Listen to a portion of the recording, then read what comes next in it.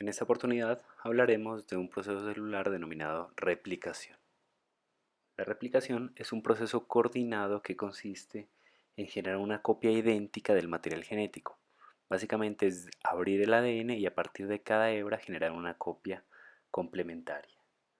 Es un proceso semiconservativo y bidireccional y básicamente todas las células que se incorporan a un ciclo de división celular deben realizar este proceso. Recuerden que el ciclo de división celular contiene varias etapas denominadas G1, S, G2 y M, y es en S donde se realiza la síntesis del material genético.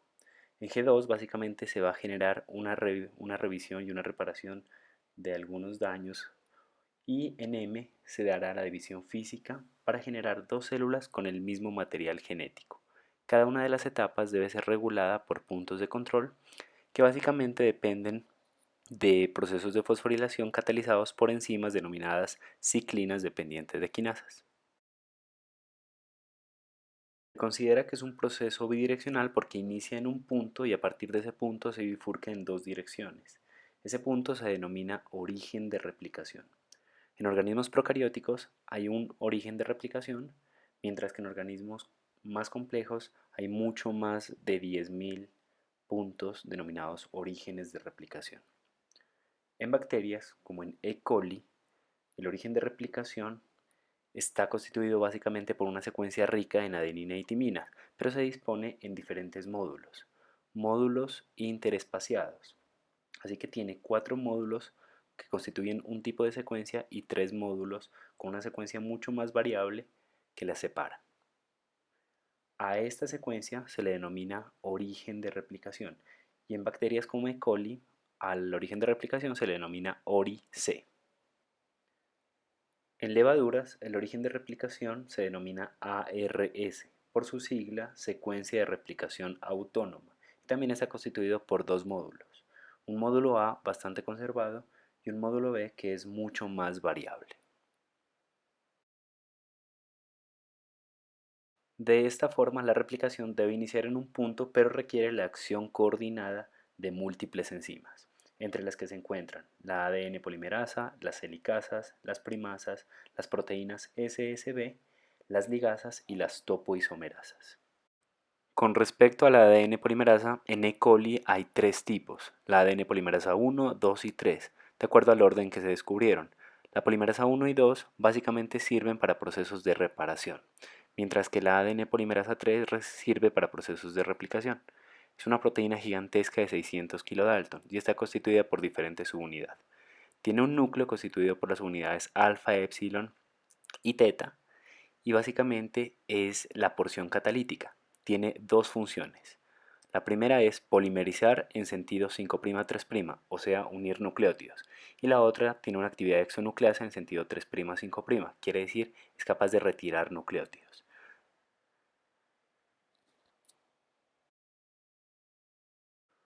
También posee una subunidad complementaria que es la subunidad beta, constituida por un dímero. Y este dímero tiene forma de aro, así que es capaz de abrirse y cerrarse alrededor de una hebra de ADN, lo que le proporciona una actividad denominada procesividad.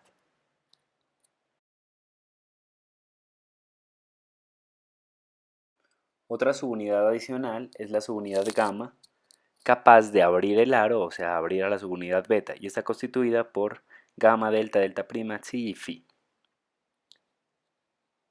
Una proteína adicional es el factor tau, capaz de mantener unido dos núcleos de ADN.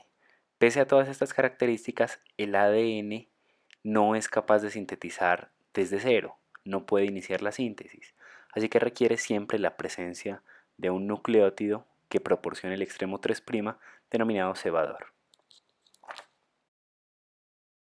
Con respecto a las helicasas, son hexámeros capaces de reconocer los orígenes de replicación y desnaturalizar parcialmente el ADN con ayuda de energía. Las primasas, por otra parte, son un tipo de ADN polimerasas, pero son ARN polimerasas dependientes de ADN. Quiere decir que leen ADN, pero sintetizan ARN. Sintetizarán fragmentos de 11 a 18 nucleótidos conocidos como primers, claves para que la polimerasa funcione. Las proteínas SSB son proteínas que actúan como tetrámeros y se localizan en el ADN desnaturalizado, evitando que las cadenas complementarias se unan entre sí. Las ligasas, por otra parte, son enzimas capaces de utilizar energía para la formación de enlaces fosfodiéster, así que son las responsables de unir nucleótidos entre sí. Se utilizan cuando hay fragmentos de ADN. Las topoisomerasas son enzimas capaces de modificar el grado de enrollamiento del ADN y hay de dos tipos, la topoisomerasa 1 y la topoisomerasa 2, mientras que la una corta una hebra, la otra corta las dos hebras, pero una de ellas es capaz de inducir enrollamientos positivos, quiere decir que si el ADN se encuentra relajado es capaz de compactarlo. Esta es entonces la maquinaria enzimática utilizada para el proceso de replicación. Vamos a ver los detalles o la generalidad de cómo se lleva a cabo dicho procedimiento. Si en un segmento de ADN se encuentra un origen de replicación, este origen es capaz de reclutar a las helicasas replicativas y las helicasas, con ayuda de ATP como fuente de energía, son capaces de desnaturalizar parcialmente el ADN, generando una burbuja que en realidad la vamos a denominar horquilla de replicación. Se generan dos horquillas hacia lado y lado. Por esa razón, decimos que las helicasas se mueven en forma bidireccional, haciendo que el proceso de replicación sea un proceso bidireccional. Si el ADN se encuentra desnaturalizado, es en este punto donde actúan las proteínas CSSB. Se fijan y evitan que el ADN, por apareamiento de bases nitrogenadas, se vuelva a naturalizar. En estos puntos se requiere la acción de las primasas para que sinteticen primers. De esta forma las polimerasas podrían funcionar. Los cebadores se van a sintetizar en las dos cadenas de ADN. Por ejemplo, aquí tenemos un segmento de ADN que corresponde a una de las cadenas. Podría ser la cadena 5', 3'. Mientras que acá tenemos otro segmento de ADN que corresponde a la cadena complementaria, que podría ser la secuencia 3', 5'. Si la primasa se pegara en este punto, sintetiza unos nucleótidos siempre en dirección 5', 3', pero son nucleótidos de ARN. De la misma forma en la otra cadena, pero si se fijan, los dos primers sintetizados se sintetizaron en sentido opuesto.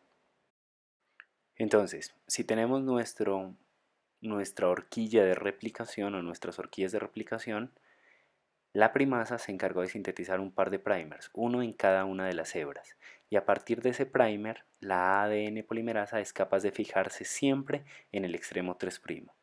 Así que requiere la presencia de un extremo 3' proporcionado por el primer para poder funcionar. Si la polimerasa se pega en este punto, en este caso sería la polimerasa 3, es capaz de leer desde el nucleótido adyacente al primer y sintetizar ADN complementario. Así que el ADN polimerasa siempre requiere la presencia de primers y también sintetizará siempre en sentido 5', 3'. Si esta enzima llegara a equivocarse, como tiene actividad exonucleasa, es capaz de regresar, ir retirando nucleótidos y sustituyéndolos por nucleótidos apropiados.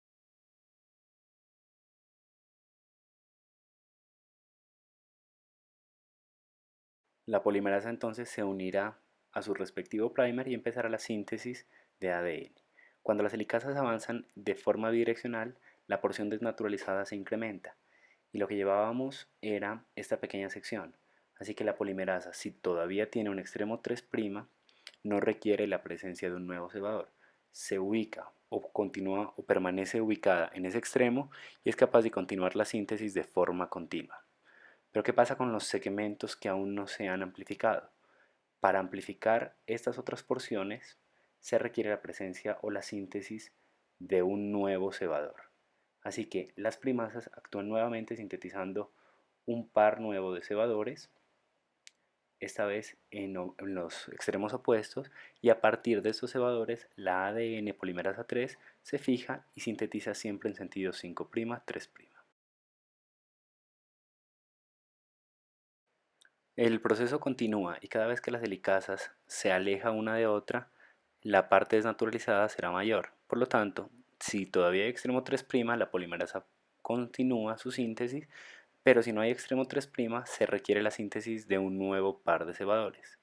Así que en este punto nosotros podemos observar que una de las cadenas se ha sintetizado en forma discontinua o en forma de fragmentos, mientras que la otra se ha sintetizado en forma continua. A la porción se la denomina adelantada y a la otra se la denomina retrasada.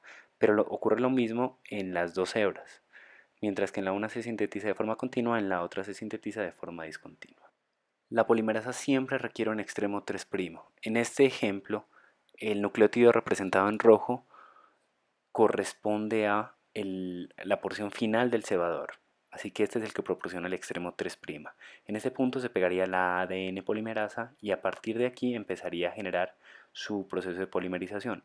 Pondría nucleótidos complementarios, pero son nucleótidos trifosfatados, para que lo H en posición 3 ataque al primer fosfato y libere una molécula de pirofosfato. De esta forma el nucleótido, que nuevamente tiene extremo 3', es capaz de reconocer al siguiente nucleótido, atacar al primer fosfato y liberar nuevamente un par de pirofosfatos. De esta forma, la síntesis siempre requiere un extremo 3'. A esta altura tendríamos un híbrido entre ARN y ADN, así que la polimerasa 1 es capaz de retirar los componentes de ARN y sustituirlos por ADN. De esta forma genera los conocidos fragmentos de Okazaki. La ligasa, por otra parte, es capaz de reconocer estos fragmentos y mediante el uso de ATP es capaz de unirlos y dejar dos cadenas continuas de ADN, una nueva y una vieja. Si las helicasas al avanzar generan superenrollamientos, las topoisomerasas son capaces de retirar ese superenrollamiento. En organismos eucarióticos, al existir múltiples puntos denominados orígenes de replicación, siempre se generarán diferentes horquillas de replicación. Llegará un punto en las horquillas se comuniquen o se combinen una con otra. Para evitar que la una solape la otra, hay proteínas de terminación. Y básicamente esas proteínas de terminación lo que hacen es evitar que las helicasas continúen desnaturalizando el ADN y en ese punto terminaría el proceso de replicación. Hay un caso particular o una situación particular en los extremos del ADN. Así que en los extremos del ADN se genera un problema, que es la pérdida de información genética. Vamos a ver. Si la síntesis de ADN va en la misma sentido, en la misma orientación que la horquilla de replicación, no habría pérdida de información genética. Pero para el caso de la cadena retrasada, se requieren múltiples primers, así que si el primer se sintetiza en este punto, la polimerasa se ancla al extremo 3' y sintetiza solamente esta sección. ¿Qué pasaría con estos tres nucleótidos? Es propenso a que esa información genética se pierda. Así que para evitar esa información genética se debería sintetizar otro primer, pero como no hay molde no se puede sintetizar un nuevo primer. En este caso, esta información se perdería. Para eso, nuestras células poseen en los extremos secuencias repetidas que son proporcionadas por una enzima denominada telomerasa, que es un tipo de polimerasa que no requiere molde, porque siempre va a sintetizar secuencias repetidas. Se ubicará entonces en los extremos y empezará a sintetizar secuencias conocidas o secuencias repetitivas, en este caso GGGTTA. De esta forma, la primasa se localizaría en las regiones repetitivas, sintetizaría un cebador a partir de esas regiones repetitivas y la polimerasa se ubicaría en el extremo del cebador y sería capaz de sintetizar esta secuencia. De esta forma, la sección importante que serían esos tres nucleótidos se copiarían y no se perderían, aunque siempre cabe la posibilidad de que se pierda parte de la información. Pero es mejor perder regiones repetitivas que regiones genéticas y principalmente regiones codificantes. De esta forma vimos cómo a partir de una cadena de ADN se obtienen dos cadenas idénticas de ADN y logramos identificar cuál es la maquinaria replicativa necesaria para realizar dicho proceso. Si durante este proceso se genera un error y la polimerasa identifica ese error, con su acción exonucleasa es capaz de corregirlo. Así que la polimerasa se encarga de corregir dicho error. Si el error persiste o la polimerasa no se percató, entonces hay sistemas de reparación que son capaces de verificar y reparar cualquier tipo de error, causado por la polimerasa o causado por daño. Así que en un próximo video hablaremos de sistemas de reparación del ADN.